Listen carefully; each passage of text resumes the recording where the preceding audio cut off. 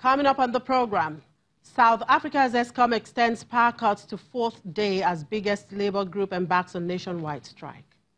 Uganda calls on mobile money to cultivate new debt investors. Plus, Namibia holds rate as economy seen growing first year in 3.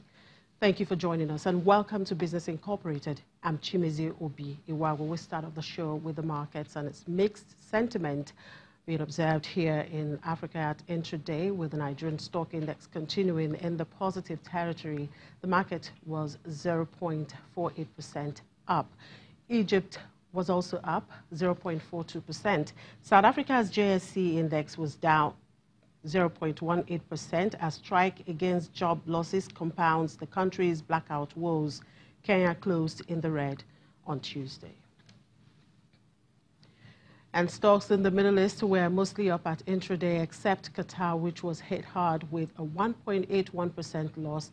The Dubai index was up 0.31% on the back of its real estate stocks, while Saudi Arabia's index rose 0.21%, with RRG banks gaining 0.8% and petrochemical firm Saudi Basic Industries adding 1.2%. The Abu Dhabi index was also up 0.04%. All right, let's move on now to Europe, where stocks were up in early trade amid renewed optimism. The world's 2 largest economies might be able to resolve their long-running trade dispute.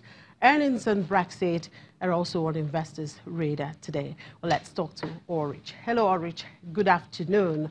Well, it's earnings seasons, and news today from ABN AMRO is not good for the bank's shareholders, with a big drop in its fourth quarter profit. What contributed to that, and how is the shares taking it?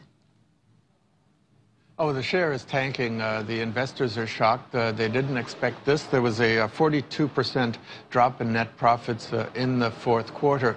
And ABN AMRO, the Chief Financial Officer, is speaking of operationally sound and steady business.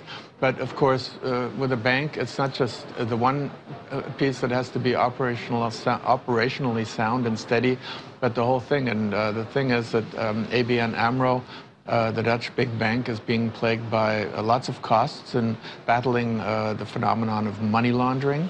It's an issue there, as it is an issue for many financial institutions around the world, in fact, and also for loan impairments.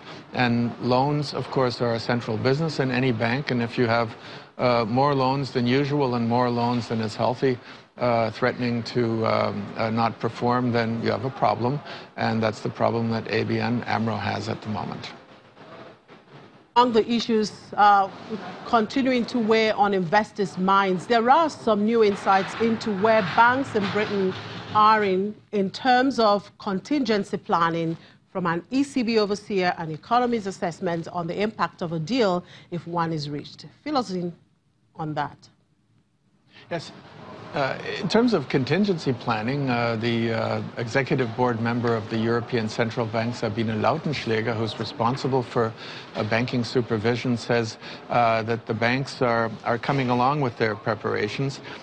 She says that most are making reasonable progress in transferring business from London, which would be ex-EU after a Brexit, over to the continent, to the EU of the 27 that would be remaining. And that's important because if the preparations are not there and suddenly there's no deal and Britain is out of the EU, then some banking business could be stopped, it could be made difficult, and you could have a lot of trouble in the market. So it sounds like a reasonable assessment that she says that there's reasonable progress. It could have a more optimistic note, though, considering the little time that is left until the Brexit. Economists polled by Reuters said that, sure, no deal would be the worst outcome. That's not a surprise.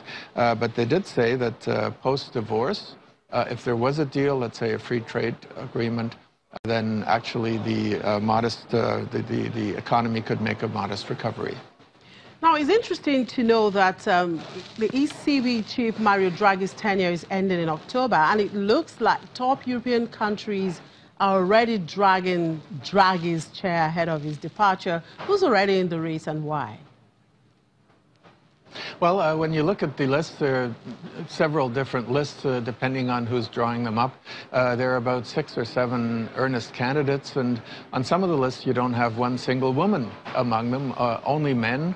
Men coming from the present central banking world or just having given up a post at a central bank. On some of the lists you do have Christine Lagarde, though, who's the IMF managing director. And that's interesting. She's a lawyer. She's never worked at a central bank, but she was successful, a very prominent finance minister when she was finance minister of France during the financial crisis. Her name is up there. Also the name of the French central bank governor, François Villeroy de Galhau. And he's a central banker. He's been in administration of the government, and he's been in private banking. So he's well qualified, although you have to say that there has already been a French ECB president, Jean-Claude Trichet, and it's said that now it's someone else's turn. That goes for the Dutch candidate as well, Klaas Knot, who's the central bank governor in the Netherlands, a very well qualified individual, but the first president of the ECB was a Dutchman, Wim Duisenberg. So some people, a lot of people actually point to Jens Weidmann, the German. He's the head of the Bundesbank, the president, and he's a monetary policy hawk. He's a controversial figure because he's vocal in his criticism of ECB's quantitative easing, and that makes him a prominent candidate, but not a likely successful one because of possible opposition from the southern European countries, for whom, of course, quantitative easing is and was very beneficial. In the end, qualifications probably will take a backseat to a political deal, as has been with the other predecessors as well. Well, for me, let's just hope a woman gets the job. Anyway, thank you very much for your time, Orange.